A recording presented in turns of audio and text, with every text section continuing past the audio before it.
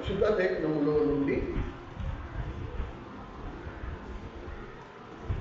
కొన్ని మాటలను మనము చదువుకుని ఈరోజు దేవుడు మన కొరకు సిద్ధపరిచిన వాక్యమును శ్రద్ధగా విందాం. మొదటి కొరింథీయులకు రాసిన పత్రిక 11వ అధ్యాయం 153వ పేజీ. కొరింథీయులకు రాసిన మొదటి పత్రిక 11వ అధ్యాయం 23వ వచనం నుండి నేను చదువుతాను. ఈ లేఖన భాగంలో అలా ఉందో నేను జాగ్రత్తగా చూసుకున్నది. నేను మీకు అప్పగించిన దానిని ప్రభు వలన పొందితిని. ప్రభు అయిన యేసు తాము అప్పగింపబడిన రాత్రి ఒక రొట్టెను ఎత్తుకుని కృతజ్ఞతాస్తుతులు చెల్లించి దానిని పిలిచి, ఇది మీ కొరకైన నా శరీరము, నన్ను జ్ఞాపకం చేసుకున్నకై దీన్ని చేయని చెప్పాను. ఆ ప్రకారమే భోజనం ఆయన పిమ్మట ఆయన ఒక పాత్రను ఎత్తుకుని, ఈ పాత్ర నా రక్తం వలన క్రొత్త నిబంధన, మీరు దీనిలోనిది త్రాగినప్పుడల్లా నన్ను జ్ఞాపకం చేసుకున్నకై దీన్ని చేయడని చెప్పాను. మీరు రొట్టెను తిని ఈ పాత్రను త్రాగినప్పుడల్లా ప్రభు వచ్చే వరకు ఆయన మరణమును ప్రచురించుదురు. కాబట్టి ఎవడు అయోగ్యంగా ప్రభు యొక్క రొట్టెను తినునో లేక ఆయన పాత్రలోని త్రాగునో వాడు ప్రభు యొక్క శరీరమును గూర్చియు రక్తమును గూర్చియు అపరాధి అగును. కాబట్టి ప్రతి మనుషుడు తన్ను తాను పరీక్షించుకునవలెను. అలాగూ చేసి ఆ రొట్టెను తిని ఆ పాత్రలో త్రాగవలెను.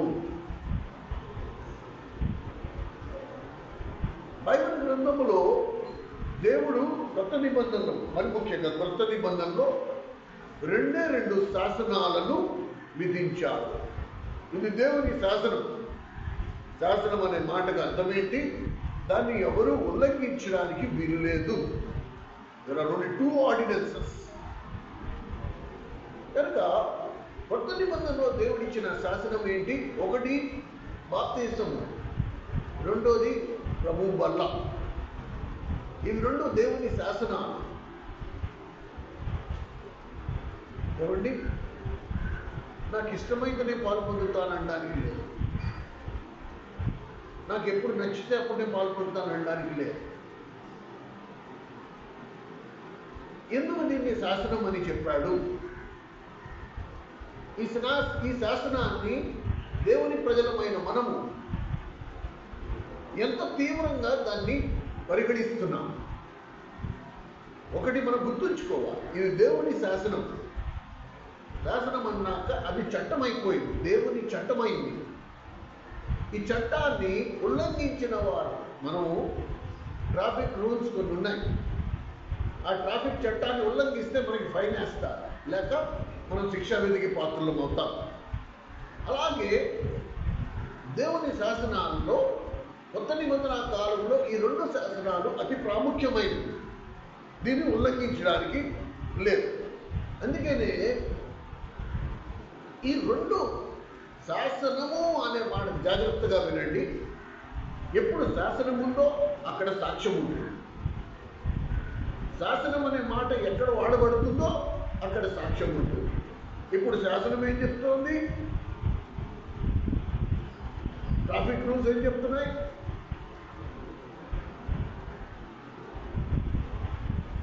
హెల్మెట్ లేకుండా మీరు డ్రైవింగ్ చేయొద్దు. ఇది శాసనం అనుకుందాం. దానికి సాక్ష్యం ఏంటి? నేను హెల్మెట్ వేసుకుని వెళ్ళాలి. నేను బదులుగా ఏమని సాక్ష్యం ఇస్తున్నా? ఇది శాసనం కాబట్టి నేను తలకి హెల్మెట్ పెట్టుకుని డ్రైవింగ్ చేస్తా, లేకపోతే నేను బండి డ్రైవింగ్ చేయను. కనుక ఎక్కడ శాసనం ఉందో అక్కడ సాక్ష్యం ఖచ్చితంగా ఉండాలి. సాక్ష్యం లేకుండా శాసనం లేదు, శాసనం లేకుండా సాక్ష్యం లేదు. అలాగే దేవుని శాసనాలలో బాప్తిసం అనేది ఒక శాసనం. నాకు ఇష్టమైనది తీసుకుంటా, కష్టమైతే మానేస్తాననడానికి లేదు. కొంతమంది నేను అడుగుని వచ్చిన తర్వాత చాలా వింతైన బోధలు కూడా విన్నా. అపోస్తుడైన పౌలు ఎక్కడ బాప్తిసం తీసుకున్నాడు? అపోస్తుడైన పౌలు బాప్తిసం తీసుకున్నట్టు ఎక్కడ రాస్తుంది? ఇలాగ బోధించడం లౌడ్ స్పీకర్లో అది కూడా మైకు ద్వారా నేను విన్నాను. ఎవరు తీసుకోలేదా అది నాకు ముఖ్యం కాదు. కానీ నా ప్రభు సృష్టికర్త అయ్యుండి బాప్తిసంలో సాక్ష్యం ఇచ్చాడు. ఎందుకంటే శాసనం కాబట్టి. ఆయన నాకు మాదిరి చూపించి వెళ్ళాడు. మిగతా వాళ్ళు నాకు కొత్త కాదు కనుక నా ప్రభువే చేసినప్పుడు దాన్ని నేను పాటించడం నా ధర్మం. అని నేను బాప్తిసంలో సాక్ష్యం ఇవ్వాలి. ఆ బాప్తిసంలో క్రమాన్ని నేను పూర్తి చేసి ఆ శాసనానికి నేను లోబడ్డాను అనే సాక్ష్యము నేను ఇవ్వాలి. అలాగే ప్రభు వల్ల ఇది శాసనం. ఈరోజు మీరు వినే మాటలు విన్నాక మీకు అర్థమవుతుంది మనము దేవుని శాసనాన్ని ఎంత తిరస్కరిస్తూ వచ్చాము. ప్రభు వల్ల కూడా ఒక శాసనం. కాబట్టి ప్రతి ఆదివారం మనం దేవుని మందిరానికి వచ్చినప్పుడు ఆ బలలో పాలు పొంది మనము ఈ సాక్ష్యం ఇస్తున్నాం. ఏమని? ప్రభువా, నీ శాసనానికి నేను లోబడుతున్నాను. ఈ బలలో పాలు పొందటం వలన నేనేమని సాక్ష్యం ఇస్తున్నా? నేను నీలో ఒకడిని, నీలో నేను ఒక్కడిని. ఎందుకంటే ప్రభు ఏమన్నాడు? ఈ రొట్టెలోనే తిని ఈ పాత్రలో తాగినప్పుడు మీరు నేను వచ్చే వరకు నా మరణము ప్రచురించాను. అంటే నా శరీరంలో కట్టె ఉన్నంత వరకు నేను దీన్ని పాటించాల్సిందే. ప్రభు వచ్చే వరకు నేను చేయాల్సిన పని ఏది ముద్రైనా సరే, నా మరణానికి ముందు ప్రభు వచ్చినా లేకపోతే నేను మరణించిన తర్వాత ప్రభు వచ్చినా సరే, ఈ బల్ల దేవుని శాసనము. It's an ordinance. ఇందులో మనం పాలు పొందుతున్నట్టుగా ఆ పాత్ర మీద ఉన్న రొట్టె ఆయన శరీరం గురించి మాట్లాడుతుంది.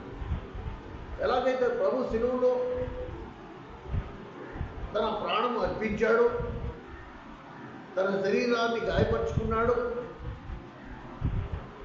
ఆయన వీపు చారచారుగా దున్నబడిందో, ఇవి ఆ రొట్టెకి గుర్తులు. ఆ రొట్టె ఆయన శరీరం గురించి మాట్లాడుతుంది. ఆ పాత్ర ఆయన రక్తం గురించి మాట్లాడుతుంది. కనుక మనం ఎప్పుడైతే ప్రభు బల దగ్గరికి వచ్చామో మనం అందరం ఇంచుమించు గొల్లొద్దా ఆ సిలువ యొద్ద నిలబడిన వారమే. ప్రభువు యొక్క మరణానికి నువ్వు నేను సాక్షులమై ఉన్న వారమే. ఆ రోజు ప్రభుని సిలువ వేసినప్పుడు అక్కడ వాళ్ళందరి యూదులతో పాటు మనము కూడా అక్కడ నిలబడిన వారమే. అందుకనే ప్రభు ఏమన్నాడు? నేను వచ్చే వరకు నా మరణమును జ్ఞాపకం చేసుకోవాలి. ఎందుకు ప్రభు మరణించాడు? ఎవరి కోసం మరణించాడు? నేను ఎందుకు జ్ఞాపకం చేసుకోవాలి? ఒకసారి మనమంతా పొందితే సరిపోదా? ఎందుకు నేను ప్రభు బలలో పాల్గొందాలి? ఈ సంగతులు మనము చూడండి. ఒకవేళ కొన్ని సంగతులు మనకి పరిచయం అయినా సరే దాన్ని క్రోడీకరించకపోవటం వలన దాని పూర్తి అర్థం మనము మిస్ అవుతూ ఉంటాం. బైబిల్ గ్రంథంలో మొట్టమొదటిసారి బల్ల ఎక్కడొచ్చింది? పాత నిబంధన దగ్గర నుంచి మొదలు పెడితే ఒకవేళ రొట్టె ద్రాక్ష రసము అనే క్రమం ఒకవేళ తీసుకురాబడిందండి. ఎక్కడ తీసుకురాబడింది? ఆదికాండంలో 14వ అధ్యాయంలో అబ్రహాముకు మెల్కీషెదకు అయిన దేవుని సేవకుడు ఆయనకి తీసుకొచ్చాడు. అప్పుడు ఆ రొట్టె ద్రాక్షరసము తీసుకురావడానికి కారణము అబ్రహాము ఏమని సాక్ష్యం ఇచ్చాడు? ఇప్పుడు చెప్పండి. ఏమని సాక్ష్యం ఇచ్చాడు? అక్కడ రొట్టె ఉందంటే సాక్ష్యం ఉంది కదా. మనం రొట్టెలో పాల్పొందుతున్నామంటే మనం ఒక సాక్ష్యం ఇవ్వాలి. అబ్రహాము ఒకవేళ మొట్టమొదటిసారి రొట్టె ద్రాక్షరసము ఆయనకి మెల్కీషెదకు అనే సేవకుడు తీసుకొచ్చి ఆయనకి ఇచ్చినప్పుడు అబ్రహాము ఏమని సాక్ష్యం ఇచ్చాడు చెప్పండి? సొదొమ గొమొర్రా పట్టణాలను నాశనము చేసిన తర్వాత సొదొమ రాజు అబ్రహాముకు నానా విధములైన ధనము, డబ్బు, ఆస్తి అబ్రహాముకు ఇచ్చి అన్నాడు, నన్ను నా జనమును విడిచిపెట్టు. అంటే అబ్రహాం ఏమన్నాడు? నీ చెప్పుల యోరను కూడా నాకు అక్కర్లేదు. కనుక ఆ బలలో పాల్పొందుతుండగా అబ్రహాం ఇచ్చిన మొట్టమొదటి సాక్ష్యం ఏంటి? నా ప్రభు నాకు చాలును. నీ చెప్పులో ఉన్న దారం కూడా నేను తీసుకోను. కనుక ప్రతిసారి మనము ప్రభు బల దగ్గరికి వచ్చినప్పుడు మనము ఒక సాక్ష్యంతో రావాలి. అర్థమైందా? అక్కడ అబ్రహాముకు ఉన్న సాక్ష్యాన్ని బట్టి దేవుడు తన సేవకుడిని పంపించాడు. రొట్టె ద్రాక్షరసం తీసుకెళ్ళు అబ్రహాం. ఇప్పుడు కొత్త నిబంధనలోకి వచ్చినప్పటికీ ఇప్పుడు బల్ల నేను ఎందుకు నిర్లక్ష్యపరచలేను, ఎందుకు నేను బల్లకు దూరంగా ఉండలేదు అని చూస్తే ఒక మాట చూపిస్తా. కొత్త నిబంధనలు కూడా ఒక సాక్ష్యం చూపిస్తాను మీకు. యోహాను సువార్త 21వ అధ్యాయంలో, యోహాను సువార్త 21వ అధ్యాయంలో చూడండి. యోహాను సువార్త 21వ అధ్యాయం 12వ వచనం. యోహాను సువార్త 21వ అధ్యాయం. ఎంత విచిత్రంగా ఉంటాయో ఈ మాటలు గమనించగలరు. యోహాను సువార్త 21వ అధ్యాయం 12వ వచనం. చేపలు అంత విస్తారంగా పడినను వల పెగలలేదు. యేసు రండి భోజనము చేయడని వారితో అనెను. ఇక్కడ పిలుస్తున్నాడు, స్వయంగా ప్రభువే పిలుస్తున్నాడు, రండి భోజనము చెయ్యండి. ఈ మాటలు హృదయంలో శాశ్వతంగా ఇనపగట్టుతో రాసుకోండి. ప్రభు ఏమంటున్నాడు? రండి భోజనము చెయ్యండి. ఎవరితో అంటున్నాడు? ఎవరితో అంటున్నాడు? ఇక్కడ 7 శిష్యులు ఉన్నారు. ఈ శిష్యులకు నాయకుడు ఎవరు? పేతురు గారు. యేసుక్రీస్తు ప్రభుత్వం 3.5 సంవత్సరాలు ఉన్నారు. జాగ్రత్తగా అందరూ పైకి చూడండి ఒక్కసారి, లేకపోతే మనకి అర్థం కాదు. ఇక్కడ గమనించండి, ఇది యోహాను సువార్తలో ఆఖరి అధ్యాయం. అప్పటికి ప్రభువు మరణించాడు, సమాధి చేయబడ్డాడు. ఏమండి? ఎప్పుడైతే ప్రభువు చనిపోయాడో వెంటనే పేతురు ఏమన్నాడు? మరి బాబు, ఇన్ని రోజులు ఆయన ఉన్నాడు కాబట్టి మనకి చలామణి అయిపోయింది, ఇప్పుడు ఆయన లేడు కనుక ఆయన ఉన్న రోజులు ఆయన చూసుకున్నాడు. మనకు తిండి వసతి ఆయన వెంట మనం ఉన్నాం కాబట్టి మనం దాని గురించి ఆలోచించాల్సిన అవసరం మనకి రాలా. ఇప్పుడు ఆయన చనిపోయాడు, ఆయన తీసుకెళ్ళి సమాధి చేసేశారు కనుక ఇప్పుడు ఏం చేయాలంట? మన కడుపు సంగతి మనమే చూసుకోవాలి. కనుక చూసుకోవాలంటే ఇప్పుడు మనకి ఏమొచ్చు? సముద్రం ఒడ్డున పుట్టాం, పెరిగాం, మనకు వచ్చింది చేపల వేట ఒకటే. కనుక మీరు ఆలోచించుకోండి.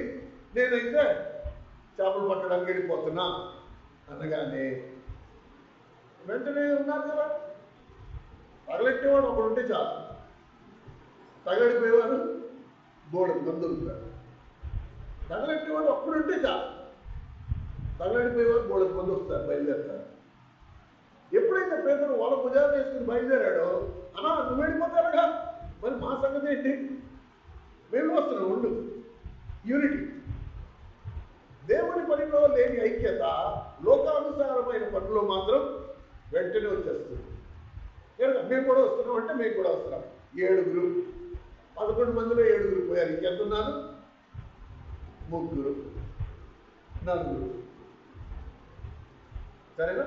వాళ్ళకి ధైర్యం సరిపోలేదో, లేకపోతే వాళ్ళు ఇంకా నిద్రపోయి లేవలేదో, వాళ్ళ సంగతి తెలియదు. మెరుగుగా ఉన్న 7 మాత్రం వలలు వేసుకుని పేదల గారితో బయలుదేరి వెళ్ళిపోయారు. రాత్రి తెల్లవారులు ప్రయాసపడ్డారు, ఎక్కడ చేపలు దొరకల. ఏమండి? ఆ సన్నివేశం అన్నమాట ఇది. రాత్రి తెల్లవారు వాళ్ళు ప్రయాసపడిన ఒక్క చేప కూడా వాళ్ళకి దొరకపోగా, చదవండి ఎక్కడుంది అది? వారు దరికి రాగానే 9వ వచనం, వారు దరికి రాగానే అక్కడ ఇంకా పైన ఎక్కడ చూడండి ఒక్కసారి. ఐదో వచనం దగ్గర ఐదో వచనం దగ్గర యేసు పిల్లలారా భోజనమునకు మీ వద్ద ఏమైనా ఎంత మర్యాదస్తుడో చూడండి. ఈ సన్నివేశం ఏంటి? దేవుడు వీళ్ళ గురించి, యేసుప్రభు వీళ్ళ గురించి ఆలోచించిన ఆలోచన ఏంటి? వీళ్ళు 12 మంది అపోస్తలులు. నేను వెళ్ళిపోయిన తర్వాత క్రైస్తవ సమాజాన్ని వీళ్ళే ముందుకు తీసుకెళ్ళాలి. ఇంత గొప్ప ఉద్దేశంతో వాళ్ళకి అన్నీ నేర్పించాడు, అన్నీ చూపించాడు, వాళ్ళకి శక్తిని కూడా ఇచ్చాడు.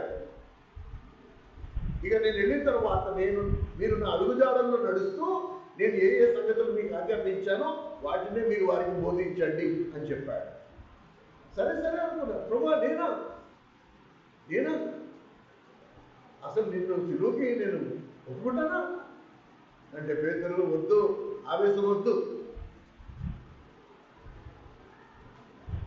గోడు గుమ్మారు కుయ్యకు ముందరే నువ్వు నన్ను బొక్కేస్తావంటే అబ్బే నేనా ఇలాంటి డైలాగ్ పెట్టినోళ్ళే వీళ్ళు. ఆయన చనిపోయి 24 గంటలు అయిందో లేదో వలం తీసుకుని ఎక్కడికి వెళ్ళిపోయారు? సముద్రంలో. ఇప్పుడు సముద్రంలో చూస్తున్నాం, వెళ్ళిపోయిన వారు ప్రభువు దరికి ఉన్నాడు, సముద్రం ఒడ్డును నిలబడి ఉన్నాడు. ప్రభుకి ఎలా ఉండాలి? అసలు ప్రభు స్థానంలో నువ్వు ఉంటే నీకు ఎలా ఉంటుంది? కడుపు రగలదా? ఒరే నేను ఏం తక్కువ చేశాను? 3.5 సంవత్సరాలు నాతో కూడబెట్టుకున్నా, మీకు తిండి తక్కువ లోడ్ చేయలేదు, మీకు ఏది లోడ్ చేయలేదు, అన్నీ నేర్పించా. నేనేం చేయమన్నాను, మీరేం చేస్తున్నారు? సరే వెళ్ళి చేశారు, సముద్రం ఒడ్డునే పుట్టాము, మాకు వచ్చింది అది ఒక్కటే. చేపల వేటకి వెళ్ళిపోయారు, రాత్రి తెల్లవారు ప్రయాసపడ్డారు. ఎన్ని చేపలు పట్టారు రాదే? ఎన్ని చేపలు పట్టారు అంటే ఒక్కటి లేదు. ఇష్టం వచ్చినట్టు మాట్లాడచ్చు. ఆయన ఎంత జ్ఞాని అంటే వాళ్ళ హృదయం ఎక్కడైనా గుచ్చుకుంటుందేమో అని చెప్పి అయిపోయిందా? మీ వల్ల ఇన్ని మాటలు లేవు, ఇన్ని రకాల వర్తమానమే లేదు. చిన్నగా అడిగాడు, మీ దగ్గర తినడానికి ఏదైనా ఉందా అంటే వాళ్ళు ఏం చెప్పాలి? లేదు ప్రభా, మా దగ్గర ఏమీ లేదు. అంతేనా? అయితే రండి, ఆకలితో ఉన్నారేమో, భోజనం రండి. చూడండి, చదవండి అది.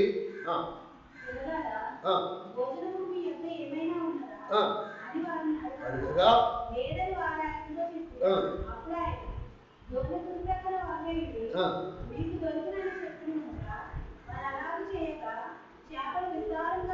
ఇక్కడ మనం ఒక మాట అర్థం చేసుకోవాలి. పిల్లలారా భోజనం చేయటం మీ దగ్గర ఏమైనా ఉందా అంటే ప్రభు తన కడుపు కోసం అడగల.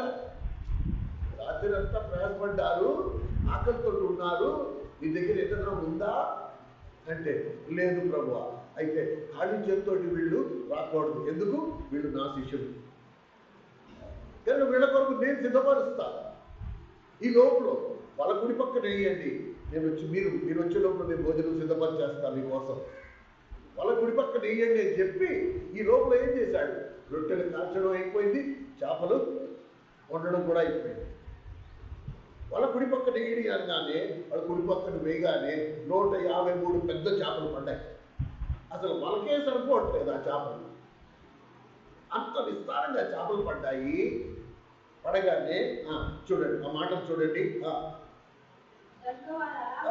వేయగా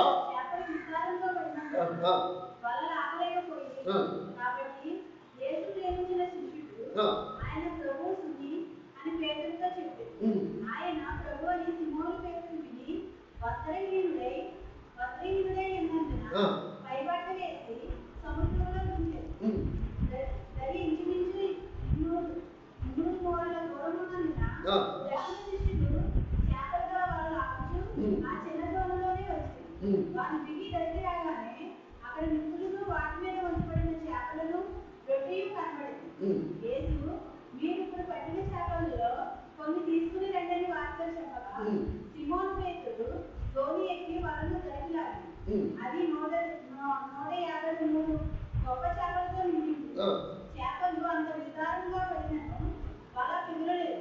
యేసు రండి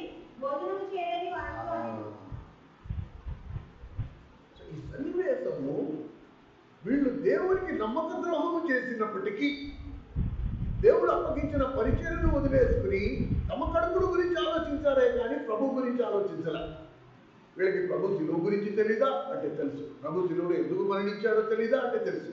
అన్నీ తెలిసి కూడా వీళ్ళు తమ స్వార్థాన్ని చూసుకున్నారే కానీ ప్రభువుని గూర్చిన ఆలోచన వీరికి ఏమాత్రము లేకపోయింది. అయినా రండి భోజనము చేయండి అనే పిలుపులో ఏం కనపడుతుంది మనకి? ఫస్ట్ క్షమాపణ. వాళ్ళు నోటిప్పి అడగల, ప్రభు మమ్మల్ని క్షమించు అని అడగల. మన దేవుడు ఎవరండి? క్షమించడానికి సిద్ధ మనసు గలవాడు కనుక క్షమించాడు, అంతరంగమందు క్షమించాడనే భావన కలిగి ఉన్నవాడు కనుక నేరుగా ఏమన్నాడు? రండి వచ్చి. ప్రేమ సహోదర సహోదరి, ఎందుకు ఈ బల్ల సందర్భంలో ఈ మాట చెప్తున్నానంటే, ఈ బల్ల దగ్గరికి వచ్చినప్పుడు కూడా ప్రభు అదే అనుభవంతో ఉన్నాడు. నిన్ను క్షమించడానికి సిద్ధ మనసు కలిగిన వాడై ఉన్నా. నువ్వు ఒప్పుకోక ముందరే మందిరంలో కూర్చున్న ఏ ఒక్కడో ఈ బల్లకి దూరం కాకూడదనే ఆశ కలిగి ఉన్నాడు. మీరందరూ ఆయన బల్ల దగ్గరికి రావాలి. మీరు తింటుండగా ఆయన కళ్ళారా చూడాలి, ఆయన తృప్తి పొందాలి. ఎందుకంటే ఇది దేవుని శాసనము కనుక ఈ మాట మనము కొంచెం గమనిక కలిగి ఉండవలసిన వారు. ఇక్కడ మనం గమనిస్తే ప్రభు బల్ల దగ్గరికి రావడానికి సర్వసాధారణంగా ఒకవాడు మనల్ని ఎవరైనా భోజనాన్ని పిలిచారనుకో, రండి భోంచేద్దరంటే మనం ఏమంటాం? ఇప్పుడే తినేసి వచ్చారండి, లేకపోతే మా ఇంట్లో ఆల్రెడీ వండేసుకున్నామండి. 190 సాకులు. నిజంగా ఆకలితో ఉన్నా సరే, తినాలని మనసులో ఉన్నా సరే, మనము మొత్తం డొక్కంతా తిరుగుతాం. టైం అయిపోయిందండి, అంత టైం లేదు, అర్జెంట్ పనిలో ఉన్నామండి. ఉంటుందే, ఆకలి ఉంది, వాళ్ళు పిలిచారు, తినాలి కూడా ఉంది. అది నేరుగా పిలవగానే వెళ్ళిపోతే ఏం బాగుంటుంది? కనుక రకరకాల సాకులు, రకరకాల డ్రామాలు ఇవన్నీ. కానీ ఇక్కడ ప్రభు పిలిచినందున శిష్యులు వాళ్ళు చేసిన తప్పు వాళ్ళకి తెలుసు, కానీ వాళ్ళు ఎక్కడ కిక్కురుమని కానీ అసలు మాటలు లేవు, సౌండే లేదు. ఇక్కడ మనం గమనించాలి. 2 పిలుపులు. ప్రేమ సోదర సోదరి, 2 విషయాలు ప్లీజ్ గుర్తుపెట్టుకో. There are 2 things. యోహాను సువార్త 1వ అధ్యాయం 38వ వచనంలో ఒక పిలుపు ఉంది. అలాగే యోహాను సువార్త 21వ అధ్యాయము 12వ వచనంలో ఇంకొక పిలుపు ఉంది. ఈ 2 పిలుపులు ఒకదానికి ఒకటి ముడిపడి ఉన్నాయి. మొదటి పిలుపు కనుక నువ్వు లోబడితే, 2వ పిలుపులో నువ్వు ఆటోమేటికలీ ఆహ్వానితుడే. దేవుడు నిన్ను ఆహ్వానించాడు, పిలుస్తున్నట్టే. మొదటి పిలుపులో ఏముంది? నాతో రండి, వచ్చి మీరే ఒట్టి చూడుడని. కనుక ప్రభు పిలిచాడు, వచ్చి చూడు, నా ఇంటికి వచ్చి చూడు. ఇప్పుడు ఇంటికి వచ్చిన వాడితో ప్రభు ఏమంటాడు? కూర్చో, ఫోన్ చేద్దా. 2 పిలుపులు.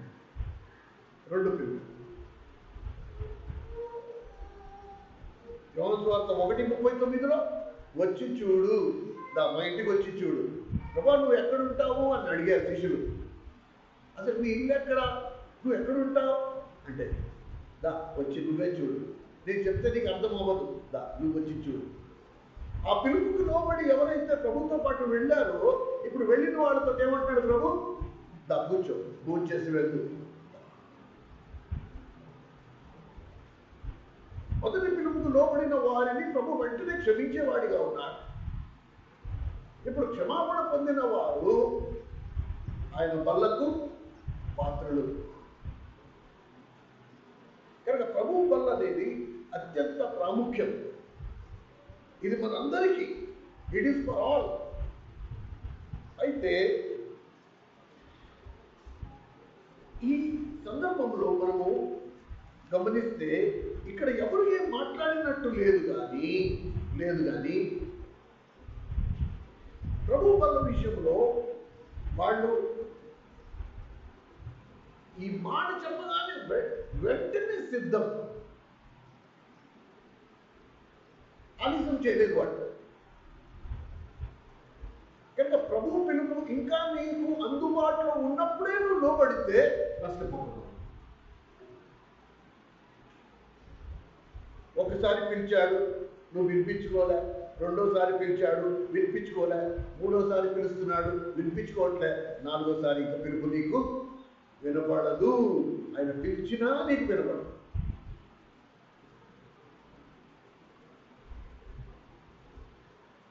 కనుక ప్రియమైన సహోదరా సహోదరి, ఈ క్షణమైనా సరే మనము ప్రభువు వల్ల దగ్గరికి వచ్చినప్పుడు గుర్తుంచుకోండి దయచేసి అందరూ, this should be your attitude. ఇందాక మనం అనుకున్నాం, ప్రభు వల్ల దగ్గరికి వచ్చినప్పుడు మనకు ఒక సాక్ష్యం ఉండాలి. సో ఉండవలసిన సాక్ష్యం ఏది? ప్రభు వలలో పాల్పొందడానికి ఇష్టపడుతున్న వారు, సిద్ధపడిన వారు, వాళ్ళు ప్రతిసారి నువ్వు ఎప్పుడెప్పుడు ప్రభు వల దగ్గరికి వస్తావో అప్పుడప్పుడు నీకు ఉండవలసిన సాక్ష్యం ఏది అంటే, ప్రభు కళ్ళల్లో కళ్ళు పెట్టి ఈ క్షణం ప్రభువా నువ్వు వచ్చినా నేను సిద్ధంగా ఉన్నాను. ఇది నువ్వు ఇవ్వాల్సిన సాక్ష్యం. ప్రభు ఈ క్షణం నువ్వు వచ్చేసావు అనుకో, రెప్ప పాటున నేను నీతో పాటు రావడానికి సిద్ధం, నేను రెడీ. చాలా ప్రాముఖ్యమండి ఈ క్షణం. ఎప్పుడు మర్చిపో, ఐఎమ్ ఆల్వేజ్ రెడీ. ప్రతి ఒక్కరూ ఈ సాక్ష్యము కలిగి ఉంటే మాత్రం మీరు నిజంగా ధన్యులు. ఇలాంటి సాక్ష్యం ప్రభు కోరుకుంటున్నాడు. ఇలాంటి సాక్ష్యం కొరకు ప్రభు ఎదురు చూస్తున్నాడు. సంఘము, వధువు సంఘం ఆయన బల దగ్గరికి వచ్చినప్పుడు అందరూ ఏకకంఠముతో, ఏక మనస్సు గలవారై వాళ్ళు ఏమనాలి? ప్రభువా ఈ క్షణము నువ్వు వస్తే నీతో పాటు రావడానికి నేను సిద్ధంగా ఉన్నాను. కనుక అలాంటి సిద్ధపాటు ఉందా మనకి? చక్కటి శుభప్రదమైన నిరీక్షణ మనకి ఇచ్చాడు. ఒక దైవజనుడు ఈ బల్లని దేంతో పోల్చాడు తెలుసా? ప్రభువు బల్ల ఎలాంటిదంట? ప్రియుడు అనగా పెళ్లి కుమారుడు పెళ్లి కుమార్తె కొరకు తీసుకొచ్చిన ఉంగరంతో పోల్చాడు. ప్రభువు బల్ల పెళ్లి కుమారుడు పెళ్లి కుమార్తె కొరకు తీసుకొచ్చిన ఉంగరం.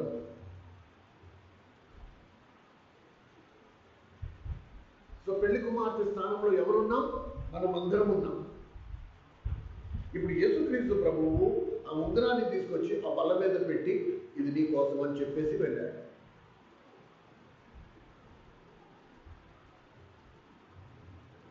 ఇప్పుడు చెప్పండి, ఎంతమంది పెళ్లి కుమార్తెలు ఇక్కడ ఉన్నారు? వాళ్ళు ప్రభు వాళ్ళ దగ్గరికి రాకుండా, ఆ ఉంగరాన్ని పట్టించుకోకుండా, ఆయన ప్రేమతో ఉంగరం తీసుకొచ్చి ఆ బల్ల దగ్గర నీ కోసం ఉంచి వెళ్తే నువ్వు దాన్ని పట్టించుకోవట్లేదంటే ఏమన్నారా?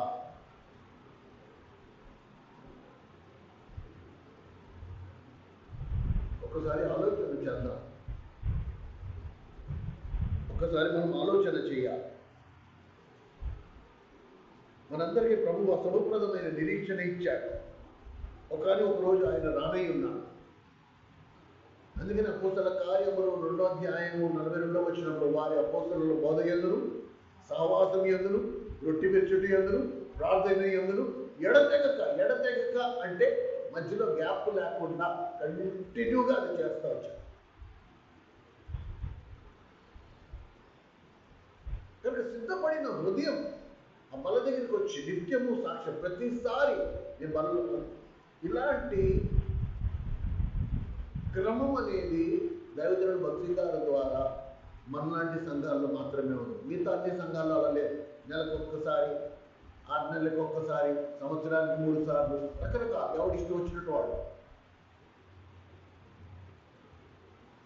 కానీ అపోస్తల కార్యం 2:42 ప్రకారంగా వాడు ఎడతెగక మానక.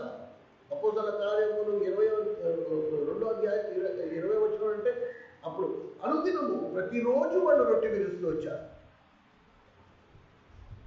ఆ తర్వాత ఆదివారమున వారు రొట్టె విరుచుటకు 20వ అధ్యాయంలో 7వ వచనం. కనుక ప్రతి ఆదివారం మనం కూడా ఈ రొట్టెని మన మధ్యలో ఉంచుతున్నాం. ప్రభు బలని మనం మధ్యలో ఉంచుతున్నాం. ఈ బలకు నువ్వు ఆల్రెడీ ఆహ్వానితుడివే. ప్రభు పిలవక్కల, రండి భోంచేయడానికి పిలవక్కల. ఆ ప్రభు బలను నువ్వు ప్రేమించాలి. ఆ పెళ్లి కుమార్తె కొరకు విడిచిపెట్టిన ఎలాంటిది అంటే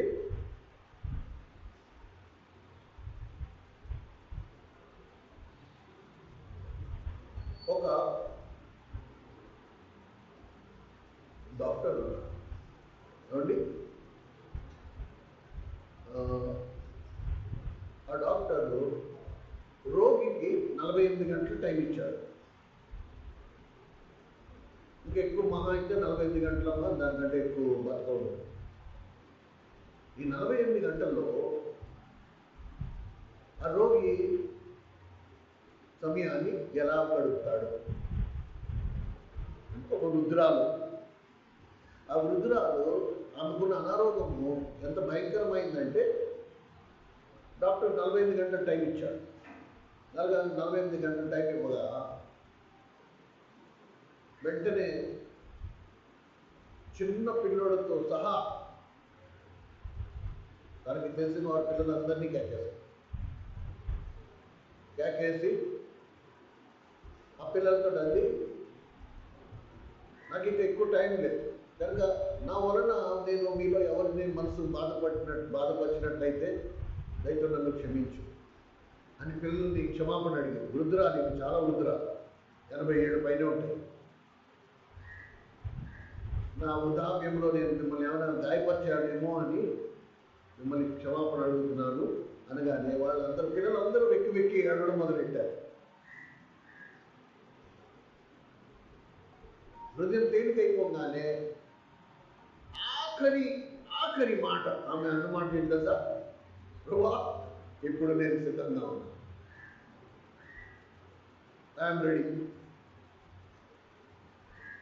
నువ్వు ఏ క్షణం వచ్చినా నేను నీతో పాటు రావడానికి రెడీ. సిద్ధపాటు అనే మాటకు నేను చెప్తున్నాను. ఎలా సిద్ధపడాలి అంటే అలా, ఈ క్షణం ప్రభువా నువ్వు వస్తే నేను రెడీ. అందుకని ప్రభు శుభప్రదమైన నిరీక్షణ ఇచ్చాడు. 1 యోహాను పత్రిక 3వ అధ్యాయం 2వ వచనం ప్రకారంగా మనం ఏమవుతామో అది ఇంకా ప్రత్యక్షపరచబడలేదు, కానీ ఆయన వచ్చినప్పుడు ఆయన ఎలాగో ఉన్నాడో మనం అందరము ఆయనను పోలి ఉందుము గనుక పోలి ఉంటాం కనుక ఏం చేయాలి? ఆయన యందు ఈ నిరీక్షణ గలవాడు ఆయన ఎలాగ పరిశుద్ధుడై ఉన్నాడో తను తాను పరిశుద్ధపరచుకుంటూ ఉంటాడు. దుప్పటి తడుకుని పడుకోడు, అయిపోయింది ఇంకా నాకు పర్వాలేదు అనుకోడు.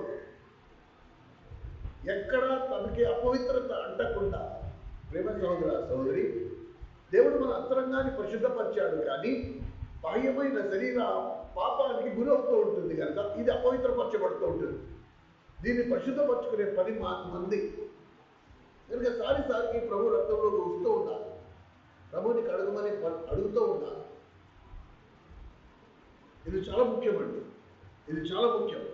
ఈ సంగతులు మనము నిర్లక్ష్యపరుస్తూ ఉంటాం. ఏమండి? కనుక ప్రభువు వల్ల ఎప్పుడైతే పెళ్లి కుమారుడు ఇచ్చిన ఉంగరానికి సాదృశ్యంగా మనం గుర్తుపడతామో, ఆ ఉంగరము చూసినప్పుడల్లా ఆ ప్రభు వల్ల మనకి ఏ జ్ఞాపకం చేస్తుంది? నా ప్రియుడు ఒక రోజు రాని ఉన్నాడు. మరి నీ ప్రియుడు ఇప్పుడు ఎక్కడున్నాడు అంటే నా కొరకు స్థలం సిద్ధపరచడానికి వెళ్ళాడు. ఈ మాట ఆయనే నాతో చెప్పాడు. నేను నీ కొరకు స్థలం సిద్ధపరచ వెళ్ళుచున్నాను, లేని ఎడల నేను మీకు చెప్పకపోదును. నేను స్థలం సిద్ధపరిచిన ఎడల నేను తిరిగి వచ్చి మీరు నా సదాకాలము నాతో ఉండుటకు నేను మిమ్మల్ని తీసుకెళ్ళి ఉన్నాను. ఇది ఆయన ఇచ్చిన వాగ్దానం. వాగ్దానం ఇచ్చిన దేవుడు నమ్మదగిన వాడు కనుక ఈ సులభప్రదమైన నిరీక్షణ, నేను సదాకాలము ఆయనతో ఉంటా, నేను సదాకాలము ఆయనలాగా ఉంటా, ఇది నన్ను మాటి మాటికి నాకు అవకాశం దొరుకుతున్నప్పుడల్లా నన్ను ఆ బల్ల దగ్గరికి తీసుకురా. ఆ బల్ల దగ్గరికి వచ్చేటప్పటికి నాకు నా పరలోకానికి జ్ఞాపకం వస్తుంది, నా రాజు గుర్తొస్తాడు, ఆయనతో నేను గడపబోయే దినాలు నాకు గుర్తొస్తాయి, ఆయన్ని నేను కళ్ళారా చూస్తాననే శుభప్రదమైన నిరీక్షణ దినదినము అధికమవుతూ పోతుంది. ప్రేమైన సహోదరా సహోదరి, ఇది చాలా ప్రాముఖ్యం మన జీవితాలలో. ప్రభు వల్ల ఆయన రాకడ కొరకు మనకి సిద్ధపరిచే వల్ల, అందుకని దీన్ని నిర్లక్ష్యపరచాలి.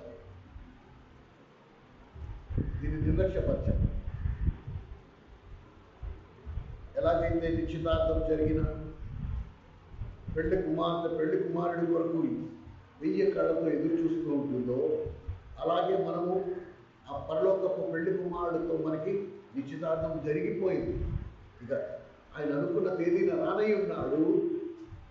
మధ్య ఆకాశంలో గొప్ప విందు వివాహము జరగనై ఉంది. మనమందరము ఆయనతో సదాకాలము ఆయనతో పాటు వెళ్ళడానికి, ఆయనతో పాటు వెళ్ళనై ఉన్నాం. ఈ జ్ఞాపకాలు, ఈ నిరీక్షణ మాటి మాటికి తాజాతనము సంతరించుకోవడానికి ఈ బల్ల దానికి కారణం. మానవ జీవితంలో ఉండే అత్యంత ప్రమాదకరమైన విషయం ఏంటంటే, ఏది మనం తరచుగా చేస్తామో అది ఒక విధమైన అలవాటుగా మారిపోతుంది, అందులో జీవం ఉండదు. అందుకని ప్రభు మన దగ్గరకు వచ్చినప్పుడు నా దినమును లెక్కించుట నేను నేర్చుకోవాలి. ప్రభా, ఇంకా ఎన్ని రోజులు, నువ్వు ఎప్పుడు వస్తావు? నీ కొరకు ఎదురు చూసి నా కళ్ళు హృదయంలో ఆతృత పెరగాలి. ఏమండి, దేవుని వల్ల క్షమాపణతో కూడిన వల్ల. ఇంకెక్కడైనా మీకు క్షమాపణ దొరకదో కానీ ప్రభు వల్ల దగ్గరికి వచ్చినప్పుడు మాత్రం గ్యారంటీ, నీ తప్పు నువ్వు ఒప్పుకున్నప్పుడు ప్రభువు రేపు చూస్తా, ఎల్లుండి చూస్తా, ఎల్లుండి చూస్తా, అయినా ఇప్పుడప్పుడే నాకు నా మనసుకి నెమ్మది లేదు, నువ్వు చేసిన పాపం ఇంత అంతా కాదు, ఒక ఆలోచిస్తా, ఇప్పుడు క్షమించే టైం కాదు ఇది, నువ్వు వెళ్ళి మనసు పొందు. ఇన్ని మాటలు లేవు. ప్రభువా, నేను ఈ పాపము చేశాను అనగానే వెంటనే క్షమిస్తాను. ఏమండి, అలాగే ప్రభు వలలో పాల్పడుతున్న మనము కూడా అదే గుణం కలిగి ఉండాలి, క్షమించే గుణం. నీకు ఒక మాట చెప్తాను. అరవిందన్ గారని ఒక దైవజనుడు ఉండేవాడు, ఇప్పుడు చనిపోయాడు, దేవుని మహిమలో పిలువబడ్డాడు, గొప్ప సేవకుడు. ఆయన ప్రార్థనా జీవితం గురించి ఒక సాక్ష్యం ఉంది. మోకాలు నొప్పెడితే ఇలాగ 2 కాళ్ళు ఒక పక్క వేసి మనం కూర్చుంటాము, అది దేవుని మహిమకరం కాదు కాబట్టి ఆయన ఏం చేసేవాడు కదా, ఒక సంచిలో ఇసుక తెచ్చుకున్నాడు. ఇసుక 2 పోగులు ఇసుక పోసుకునేవాడు. 2 పోగులు ఇసుక మీద 2 మోకాలు పెట్టుకుని ఇప్పుడు ప్రార్థన చేసేవాడు. ఆయన ఆఖరి రోజుల్లో 2 ఎడపడ 2 బ్రదర్స్ పట్టుకుని నడిపించే పరిస్థితి. కానీ అప్పటి వరకు ఆయన మోకాలు మానలే. ఆయన ఒక చోట సువార్త ప్రకటిస్తూ ఉంటే, మరి ఎందుకో తెలియదు, పరిచర్యలో లేకపోతే వర్తమానం చెప్తుండగాను మందిరంలోనే ఒక బ్రదర్ లేచి వచ్చి ఆయన దవడ మీద ఒకటి కొట్టారు. అందరూ చూస్తుండగాను ఆదివారం కొట్టారు. మరి ఆ వాక్యము ఆ బ్రదర్కి గాయంగా నాకే చెప్పిన మనకు అందరికీ ఆ జబ్బు ఉంది కదా, నాకే చెప్తున్నాడు అని. ఆ బ్రదర్ కూడా అలాగే అడిగాడు, అనుకున్నాడు నాకే చెప్తున్నాడు అని చెప్పి, ఇక ఉక్రోషం తట్టుకోలేక లేచి నేరుగా వచ్చి గురిపెట్టినట్లున్న దైవజనుడిని దవడ మీద ఒకటి కొట్టాడు. కొట్టేసి వెళ్ళి కూర్చున్నాడు. మందిరంలో అంతా నిశ్శబ్దం. అంతా అయిపోయిన తర్వాత ఆ సాయంకాలము అరవిందన్ గారే వాళ్ళ ఇంటికి వెళ్ళారు. వాళ్ళ ఇంటికి వెళ్ళి అన్నాడు. తలుపు కొట్టగానే ఆయన చూడగానే మొహంలో నెత్తురు చుక్క లేవు. మధ్యాహ్నమే ఈయన నేను చేసుకున్నాను, ఇప్పుడు ఈయన నా గుమ్మంలో నిల్చున్నాడు, నన్ను ఏమని పిలుస్తున్నాడు? అన్న అని పిలుస్తున్నాడు. ఆయన తలుపు తీయగానే, అన్న నా వలన నీ మనసు బాధపడి, నేను ఎందుకు నువ్వు బాధపడ్డావో నాకైతే తెలియదు, కానీ నా వలన నీకు బాధ కలిగింది కనుకనే నువ్వు నన్ను చేసుకున్నావని నేను అర్థం చేసుకున్నాను, కనుక నన్ను క్షమాపణ అడగడానికి వచ్చాను అని చెప్తే ఆ బ్రదరు ఓర్మని గెలిచాడు. అదేంటన్నా, నువ్వు సేవకుడివి, నేను కదా నీకు చేసుకున్నాను, క్షమాపణ నేను అడగాల్సింది పోయి నువ్వు నన్ను అడుగుతున్నావే. ఇది నిజమైన దేవుని స్వరూపం. ఇది నిజమైన దేవుని స్వరూపం. ఎలాగైతే ప్రభు మనల్ని క్షమించడానికి ఒక క్షణం ఆలోచన చేయట్లేదో, మనము కూడా ఎదుటి వారిని క్షమించడానికి ఏమాత్రం ఆలస్యం చేయాలి. వెంటనే క్షమిస్తేనే దేవుని ప్రేమ మనలో ఉంటుంది. క్షమించకపోతే మనం దేవుని ప్రేమ కోల్పోయిన వారం అవుతాం. మళ్ళీ సాతాను స్వభావం మనలోకి వచ్చేస్తుంది. దైవ స్వభావం రావాల్సింది ఇప్పుడు సాతాను స్వభావం మనలోకి వస్తుంది. ఇప్పుడు ప్రభు ప్రత్యక్షమైనప్పుడు మనం ఆయనను పోలి ఉండవలసింది పోయి ఎవరిని పోలి ఉంటాం? సాతానును పోలి ఉంటాం. కనుక మొత్తానికే అసలు మొదటికి అర్థమవుతుందా? కనుక ప్రభువు వల్ల ఎన్ని విధాలుగా నువ్వు కేవలం దాంట్లో ఇలా చేయి ముట్టడం వలన అది నీలో ఎన్ని కార్యాలు జరిగిస్తుందో ఒక్కసారి ఆలోచన చేసి చూడు. మనం దైవ స్వభావంలోకి రావాలన్నా, దైవ స్వభావంలో పాలివారు అవ్వాలన్నా వల్లే కాదు. మనం అనుమతి పొందాలన్నా వల్లే కాదు. దేవుని ప్రేమ మనలో రోజు రోజుకి పెరగాలన్నా వల్లే కాదు. ప్రతి దానికి నువ్వు ఈ బల దగ్గరికి రావాలి. అందుకనే దేవుడు ప్రభు బలని శాసనంగా మార్చాడు. ఇది శాసనము, ఇందులో నువ్వు నేను పాలు. It's an ordinance.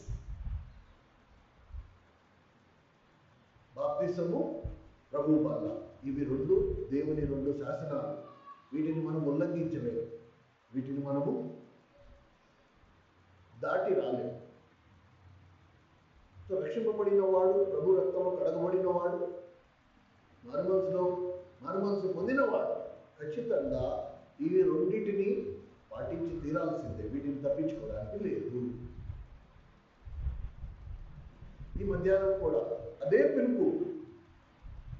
నువ్వు ఏ పాపము చేసావో ప్రభు నిన్ను అడగట్లే, కానీ ప్రభు పిలుపు ఏంటి? రండి, భోజనం చెయ్యండి. ప్రభు వాళ్ళ దగ్గరికి ఆహ్వానిస్తున్నాడు. ఆయన మనందరికీ తండ్రి. మనం చేసిన తప్పిదములు ఆయనకి తెలుసు. ఒప్పుకుంటావో ఒప్పుకోవో అది నీ మీద ఆధారపడదు. క్షమించడానికి ఆయన సిద్ధంగా ఉన్నాడు. భోజనం పనులు మనం ఎదుర్కొన్నాము.